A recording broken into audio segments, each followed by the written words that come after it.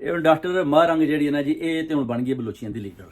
ਤੇ ਬਾਕੀ ਇਹ ਅਖਤਰ ਮਹਿੰਗਲ ਸਰਦਾਰ ਤੇ ਸਰਦਾਰ ਇਹ ਸਰਫਰਾਜ਼ ਬੁਗਟੀ ਇਹ ਬੜੇ ਪਰੇਸ਼ਾਨ ਨੇ ਕਿ ਮਾਰੰਗ ਡਾਕਟਰ ਜਿਹੜੀ ਆਈ ਹੈ ਨਾ ਮੈਦਾਨ ਦੇ ਵਿੱਚ, ਇਹਨੇ ਜਿਹੜੇ ਇਸਲਾਮਾਬਾਦ 'ਚ ਧਰਨਾ ਦਿੱਤਾ ਹੈ ਨਾ, ਇਹ ਪੂਰਾ ਜਨਾਬ ਜਿਹੜਾ ਨਾ ਪੂਰਾ ਪਾਕਿਸਤਾਨ ਦੇ ਜਿੰਨੇ ਵੀ ਇਹ 47 ਫਾਰਮ ਦੀ ਪਦਾਇਸ਼ ਨੇ, ਇਹ ਇਸ ਤੋਂ ਇਲਾਵਾ ਚੰਦ ਜਰਨੈਲ ਵੀ ਬੜੇ ਪਰੇਸ਼ਾਨ ਸੀ ਕਿ ਡਾਕਟਰ ਮਾਰੰਗ को किस तरह जान छड़ाइए।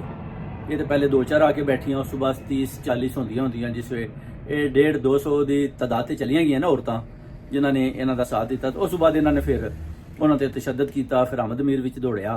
उस बाद फिर डॉक्टर मारंग की बल्ले बल्ले हुई पूरे बलोचिस्तान कि भाई ये डॉक्टर जी तो इस्लामाबाद जाके बैठ गई, इन्हें धरना दिते है, ये तो उन्होंने पुलिस का मुकाबला कर रही है। तो असी जेडे हाँ, असी अख्तर महंगल तो ये सरफराज बुगटी तो इन्होंने वडेरिया पिछे दौड़ रहे हैं। तो साड़ी आयरन लेडी जी है ये उत्थे बैठी है। ये तो कहते हैं कि साड़ी तो इमरान खान की जिकन कह लो कि छोटी सिस्टर है इस